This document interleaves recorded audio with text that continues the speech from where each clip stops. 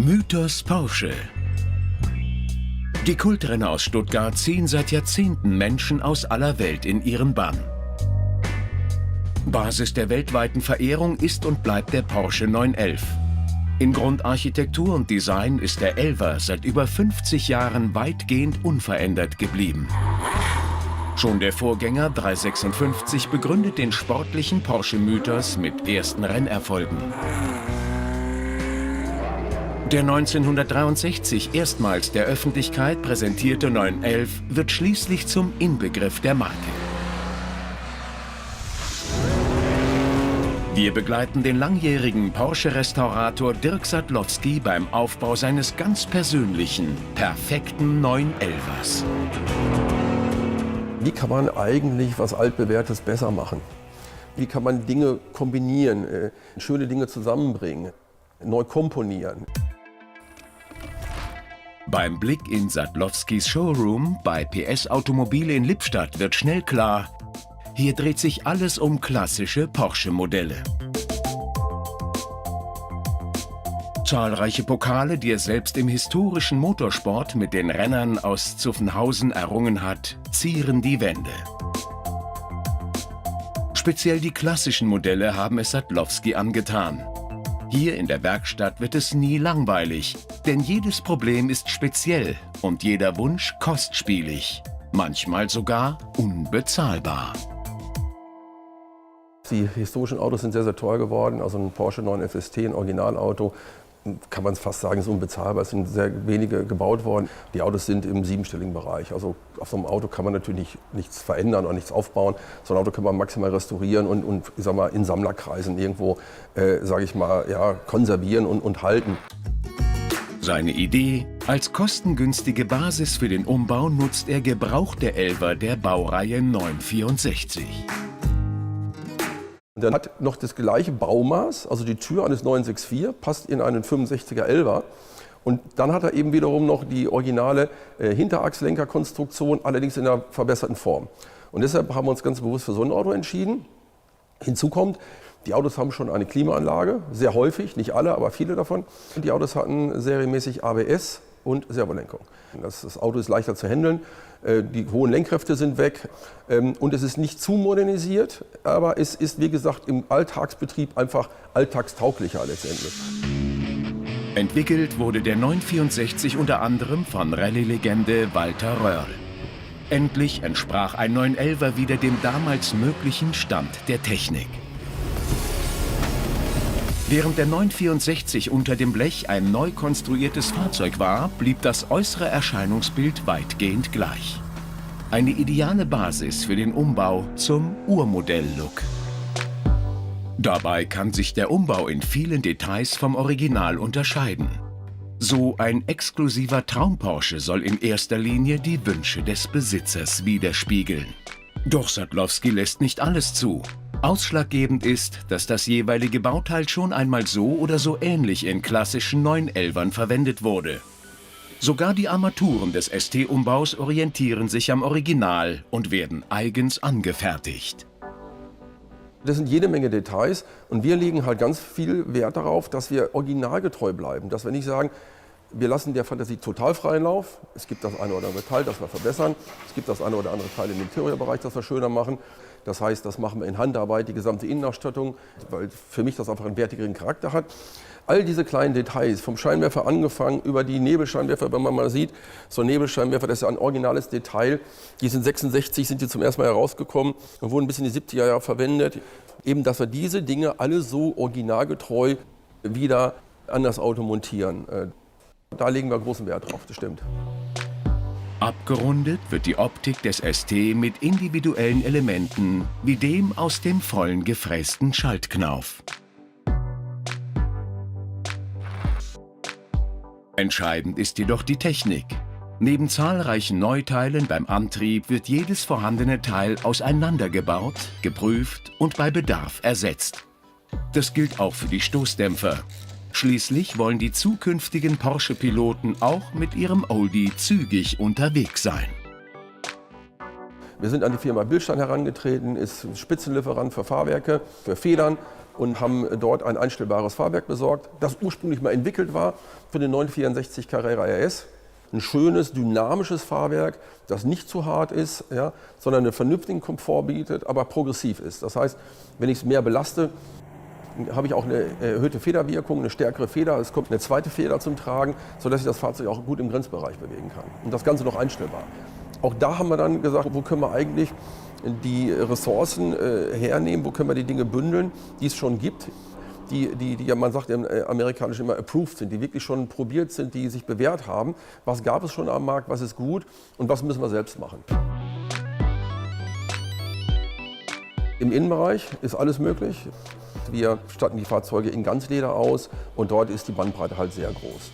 Wobei ich eigentlich auch ehrlich bin, so ganz viele verrückte Farben im Innenbereich sind es dann am Ende doch nicht. Ja, es gab früher einen schönen Brauton, den wir heute auch wieder verwenden, in Kombination mit dem originalen Stoffen, den Pepita-Stoffen, die dann passend gewebt sind für die Vordersitze und die Hintersitze. Und da gibt es ein paar Leute, die natürlich sagen, Mensch, es gibt einen tollen Grünton, könnt ihr das machen? Können wir natürlich. Ja. Bisher haben wir aber eigentlich erst 4 Farbvarianten verwendet, die sich auch super gut wieder mit den Außenfarben kombinieren lassen. Dann haben wir auf ein paar Details geachtet, eben, dass die Embleme, die Porsche-Embleme, die Originalen wieder sind. Wenn man drauf schaut, die sind in Orange, nicht in diesem Rotton. Die frühen Porsche-Zeichen waren so bis insgesamt 1976.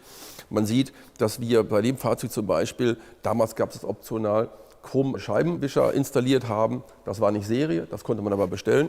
Dann, wenn man auf das Auto schaut, dann sieht man, dass der Spiegel nicht an der Scheibe befestigt ist. Da gibt es also auch 2 Varianten. Es gab nämlich bis 1967 die Möglichkeit, den Spiegel auch unterm Dachhimmel zu montieren mit so einem Schwenkarm, was ich viel, viel schöner finde als später, wo der Spiegel praktisch in die Scheibe geklebt war. Auch da gibt es Wahlmöglichkeiten. Und dann natürlich Radio, Lautsprecher, diese Dinge. Also da weichen wir natürlich, können wir auch nochmal von dem Basismodell abweichen. Ursprünglich hatte der 964-Motor 250 PS.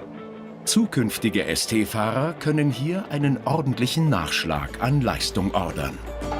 Ich habe ja lange selbst Motorsport gemacht, bin viel gefahren und kenne aus der Szene natürlich auch sehr viele Leute. Und da bin ich zu der Firma 9FF, zu dem Jan Vattau. Ich sage, Jan, pass mal auf, da will einer jetzt mal unbedingt richtig viel Leistung haben. Was bauen wir denn da? Das ist ja super. Ja, erste Mal Turbomotor. Endlich richtig Leistung in so einem schönen alten Auto. Ja, vielleicht ein bisschen viel, oder? Ach du, 525 PS, ich glaube, das geht gut, oder? 525 PS, Ja. das ist ein Wort, das kann man sagen. Fast Verdopplung zum Saugmotor Ja. oder sogar etwas mehr. Ne? Wie denkst du, Kraftentfaltung unten raus oder geht es mehr oben rum? Natürlich ein bisschen Turboloch durch die Turbolader, Klar. aber ab 2.500 Umdrehungen Ladedruckaufbau und darüber geht es dann auch richtig los. Ab 3,5 vollen Ladedruck und dann auch volles Drehmoment. Okay, bis wohin denkst du? Vielleicht müssen wir ja den Leuten mal sagen, pass mal auf. Knapp unter 7.000. Hammer, super, super, super. Ich sehe gerade, die Turbolader hast du nochmal umkonstruiert, die sind jetzt rechts und links, ne? Wir haben die Krümmer noch mal geändert, dass die Lader jetzt höher hängen. Okay. Die Verschlauchung und Ölleitungen und alles haben wir auch schon direkt abgeändert. Ja, und jetzt wäre als nächstes eben die Auspuffanlage dran. Wir müssen uns nur noch überlegen, wo die Endrohre nun letztendlich Das hin ist die sollen. Frage. Am schönsten ist es nicht unter den Hörnern, wenn das reicht. Ich glaube auch, das ist so schön symmetrisch Ja. und passt gut in die Linie. Würde ich eigentlich auch am liebsten so bauen. Also praktisch hier raus. Ja, genau. Wie groß im Durchmesser? Ich würde mal sagen, 60 müssten wir haben. 60. Du kannst aber auch sagen, willst mehr? Nee, Ja. 60 wäre 60 ist wär gut. ideal. Ja, ja. Finde ich auch. Okay, 60 finde ich auch noch sehr klassisch, sieht gut aus, ist da nicht zu mächtig. Eine Frage ist noch, wenn wir die anderen Motoren haben, die frühen Motoren, die hier die Saugbrücke noch aus Guss haben, macht keinen Unterschied, oder? Strömt nicht so gut. Strömt Ist von nicht der so. Leistung her leider wahrscheinlich etwas schlechter. Wir können gucken, ob wir es über den Ladedruck ein bisschen ausgeglichen bekommen. Aber wir haben extra die schwarze drauf gemacht, weil sie eben Okay. von der Leistung eigentlich besser ist. Also dann würde ich sagen, wenn wir Turbomotor machen, dann machen wir dann auch direkt die modernere Ansaugbrücken. Ich finde auch, dann haben wir das rote Lüfterrad, die roten Anbauteile und die schwarze Brücke. Okay. Und bei den anderen haben wir immer die polierte Brücke. Ja, super, klasse, sieht super aus, gefällt mir. Hoffen wir mal, dass wir es hinkriegen. Wie lange denkst du, brauchen wir noch, bis er brummt? 2 Wochen, 2 Wochen, bis er brummt? Okay, Rohre, Auspuff und dann läuft er. perfekt, bin ich happy. Ja, super. Ja, dann wollen wir schauen. Dieser Motor ist die letzte Evolutionsstufe des wiederauferstandenen 911 ST. Beim Blick von unten auf das vollendete Antriebsensemble hat schon so mancher Sportwagenfreund das Scheckbuch gezückt. Dabei hatte Sadlowski ursprünglich gar keinen Verkauf geplant. Eigentlich habe ich das Auto mal für mich gebaut. Was ich eingangs sagte ist, wenn man so lange sich mit so einem Thema beschäftigt, Porsche 911, dann fragt man sich irgendwann, was ist eigentlich das Schönste? Und zum Leidwesen meiner Frau habe ich gesagt, ich baue mir jetzt mal selber so ein Auto. und habe tatsächlich angefangen an umzubauen. Durch irgendeinen Zufall habe ich einen 964 bekommen. Das war schon geplant, dass ich einen 964 als Basisfahrzeug nehme. Das war überlegt, das wollte ich. Und da wir auch viele historische Autos restaurieren, hatten wir mittlerweile die Kotflügel, die Originalverbreiterung, hatten wir mal wieder reproduziert. Also wirklich vom originalen Verbreitungsteil abgenommen. Und so hatte ich also im Prinzip schon einen gewissen Fundus an Teilen für das Auto. Und das war gar nicht geplant, wenn ich ehrlich bin, zu sagen, wir machen da jetzt eine kleine Serie oder eine Manufaktur, sondern ich wollte dieses Auto für mich haben. Und da war es fertig, stand hier und da kommt jemand rein, der sich für ein historisches Auto interessiert und sagt, boah, das ist aber toll. Was kostet denn das? Sagen Sie einen Preis. Ich habe einen Preis gesagt, der für ihn sehr fair war, meiner Ansicht nach, der für uns fair war. Und er hat gesagt, du, pass mal auf, jetzt haben wir es mal gemacht, wir wissen, wie es geht. Wir haben eigentlich alle Vorlagen, jetzt machen wir den nächsten. Und dann kam auch direkt der nächste Kunde. Und das war dann der Anstoß zu sagen, wir stellen so ein Auto mal auf die Messe und haben es mit zur Technoklassiker genommen und haben dort dann direkt die ersten Autos verkauft. Und komischerweise oder sinnigerweise an Leute, die sich mit Autos beschäftigen. Also an Leute, die wirklich tief im Thema sind, die selbst aus der Autoindustrie oder aus der Zulieferindustrie kommen. Das waren somit die ersten Kunden. Das waren Kollegen von mir aus dem In- und Ausland, die selber historische Autos handeln oder Autohäuser hatten, die so ein Auto für sich haben wollten.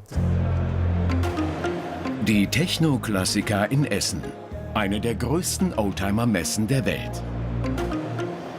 Jedes Jahr wird die Stadt im Ruhrgebiet für 5 Tage zum Mekka der Oldtimer-Fanszene. Seit über 15 Jahren ist Dirk Sadlowski hier mit seiner Firma vertreten. Seine hochwertigen ST-Umbauten sind nicht gerade billig. Dazu kommt das stark gestiegene Preisniveau der Basisfahrzeuge. Dennoch sieht er den Hype um Porsche-Preise gelassen. Wenn ich ehrlich bin, ist es eigentlich wie immer. Wir haben eine gewisse Kontinuität in unserem Produkt über all die Jahre gehabt. Verändert hat sich lediglich, dass der Qualitätsanspruch höher ist, aber die Qualität der angebotenen Fahrzeuge ebenso höher ist. Das heißt, insgesamt ist das Preisniveau natürlich deutlich höher als vor 30, 40 Jahren. Gar keine Frage, das ist de facto so. Klar, dass so eine Restauration in Handarbeit teurer ist als ein Fließbandprodukt. Trotzdem spielen besonders bis ins Detail aufgefrischte Porsche 911 längst in ihrer ganz eigenen Preisliga. Preisspanne wäre dann irgendwo von 75.000 € und nach oben gibt es natürlich keine Grenzen. Es gibt immer irgendwelche Grenzen, aber nach oben gibt es wirklich wenig Grenzen. Aber hier konkret auf der Messe wäre das, was wir am Stand haben, jetzt das teuerste Fahrzeug, knapp an die 300.000 €. Viel Geld für altes Blech.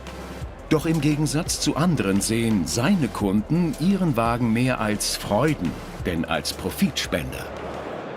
Also das ist ganz witzig eigentlich. Die Porsche-Leute, ich mache das jetzt seit 22 Jahren, egal ob es ein altes ist, ob es jetzt eins unserer ST-Modelle ist, ob es ein Rennauto ist, sie wollen fahren. Die Porsche-Leute sind wirklich fahraktive Leute. Ich sehe das ja auch bei meinen Kollegen, die dann Mercedes, Ferrari, andere Marken, die natürlich auch toll sind, gar keine Frage. Aber die Porsche-Leute fahren. Wir haben manchmal Autos, die kommen zu einer Inspektion zurück und wir stellen fest, das ist ein historischer Wagen aus 72, 73 und die haben in dem Jahr 21.000 Kilometer gefahren.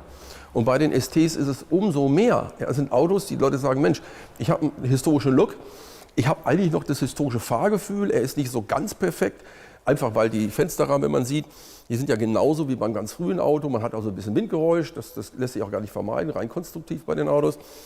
Aber ich kann es trotzdem ein ganzes Jahr benutzen, nicht einfach nur beschränkt auf eine kurze Zeit im Sommer bei gutem Wetter, weil eben die ganz historischen Autos ja auch sehr, sehr wertvoll geworden sind. Und wenn die durchrestauriert sind, die Leute oft sagen, naja, eigentlich zu schade zum Fahren. Und hier haben wir etwas geschaffen, das sicherlich auch wertvoll ist, es hat ja auch einen gewissen Preis, aber letztendlich total alltagstauglich ist. Und das wollen die Leute. Gleich in M24 Drive. Die letzten Abstimmungsfahrten des wiederauferstandenen 911 ST auf der Formel-1-Strecke von Spa-Francorchamps. Der Porsche 911. Verehrt von einer weltweiten Fangemeinde, gilt er seit Jahrzehnten als das Nonplusultra unter den Sportwagen.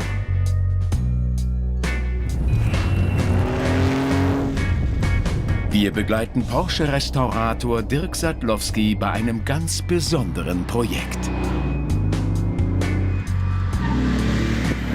Wir bringen alles das rein, was Porsche mal gemacht hat und suchen wirklich das Schönste raus. Und das Schönste war meiner Ansicht eben 1970, 71 die ST-Variante. Und daraus ist das Auto entstanden. Die Formel-1-Strecke von Spa-Francorchamps. Der belgische Rundkurs zählt zu den ältesten Rennstrecken der Welt. Hier hat Sadlowski schon Motorsporterfolge mit klassischen 911ern gefeiert. Heute nutzt er die Strecke im Rahmen eines freien Trainings für Abstimmungsarbeiten am Fahrwerk seiner 911 ST Kleinserie. Doch dieser Spaß hat seinen Preis. Ein Tag freies Fahren kostet hier stolze 860 €. Klingt natürlich doch viel für einen Tag, aber man muss einfach sehen, so eine Rennstrecke die Rennstrecke ist über 6 Kilometer und ihr seht, an jeder Kurve steht jemand, es muss Sicherheitspersonal gestellt werden, es müssen Krankenwagen gestellt werden, das muss ja einer bezahlen, die Strecke muss gesichert werden, die wird ja bewirtschaftet, du siehst, hier gehen die Lampen an, es müssen Fahnen geschwenkt werden und so weiter. Und so eine Rennstrecke, wenn man am Wochenende weiß, dass die dann in einer Stunde 16.000, 17.000 € kostet, ja, und jetzt hier für einen ganzen Tag mit 860 € sein Auto den ganzen Tag auf einer Rennstrecke mit professionellen Sicherheitsbedingungen fahren kann, dann finde ich es auch nicht viel. Ja? Klar, wenn ich einfach sage, 860 € für ein bisschen rumfahren, nee, so darf man es echt nicht sehen, sondern ich fahre auf einer Formel-1-Rennstrecke, die wirklich perfekt organisiert ist, für den Betrag und da finde ich schon toll. Ne? Die Rennstrecke von Spa gilt als Härtetest für Mensch und Auto. Nicht umsonst trägt die Strecke wegen der Höhendifferenz von 100 Metern und der zahlreichen schnellen Kurven mit hohen Fliehkräften auch den Beinamen Ardennen-Achterbahn. Nach dem aufwendigen Umbau zum strahlenden ST-Klon sollen hier die finalen Abstimmungsfahrten erfolgen, auch wenn die Zukunft des ST wohl eher auf Landstraßen und in klimatisierten Garagen liegt. Es ist eigentlich nicht geplant, es tatsächlich auf der Rennstrecke einzusetzen. Ist auch schade, ihr seht ja, das ist alles liebevoll gemacht, die Lackierung alleine super, super aufwendig, braucht man und bis man das so hinbekommt.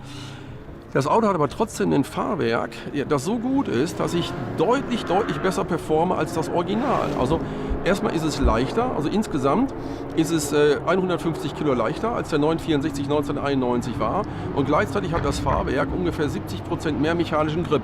Das heißt, ich kann trotzdem dynamisch damit fahren. Das ist nicht irgendwie etwas, wo ich an jeder Kurve Angst habe, ich fliege raus. Im Gegenteil, ja? Es lenkt sehr weich ein, es bleibt trotzdem lange, es hält viel länger den Grip, als man glaubt, man muss sich einfach nur mehr trauen. Also es ist funktionabel gebaut, aber eben nicht so hart gemacht und nicht versteift und kein Käfig drin, ja, für eine Rennstrecke.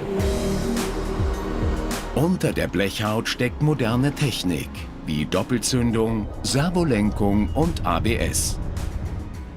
Doch das Äußere zieren nun wieder die klassischen Formen des Urelfers. Wir bringen alles das rein, was Porsche mal gemacht hat und suchen wirklich das Schönste raus. Und das Schönste war meiner Ansicht eben 1970, 71 die ST-Variante. Und daraus ist das Auto entstanden. Ursprünglich wurde der ST für GT-Kundensporteinsätze entwickelt. Größter Erfolg? Der Klassensieg bei den 24 Stunden von Le Mans 1972. ST steht eigentlich für Spezialtourenwagen. Also S war immer für die Sportvariante und T wie Tourenwagen. Und was hat man daraus gemacht? 69 ist man hergegangen und hatte die Autos ja von der 2-Liter-Variante auf 2,2 Liter Hubraum aufgebaut. Und die Autos waren irre leicht. Man hat die Autos damals gebaut mit einem Gesamtgewicht fertig als Straßenauto von nur 980 Kilo. Und dann sind die ersten Privatleute drauf gekommen und gesagt, das ist ein gutes Leistungsgewicht, dann machen wir ein bisschen was am Motor, haben den Motor ein bisschen getunt. Und siehe da, man konnte mit dem Auto Gesamtsiege fahren. Das hat Porsche natürlich schnell mitgekriegt und hat dann insgesamt 36 solche Autos gebaut als tatsächliche Rennautos. Dann kam dann der RS, dann kam der RSR, dann kam der 74er RSR, 935 und so weiter.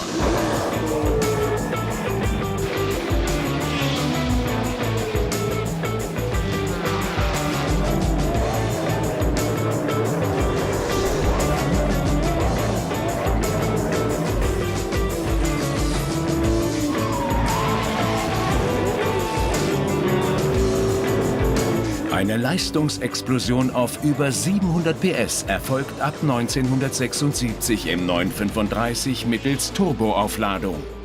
Der ST gilt als Urahn dieser Erfolgsgeschichte.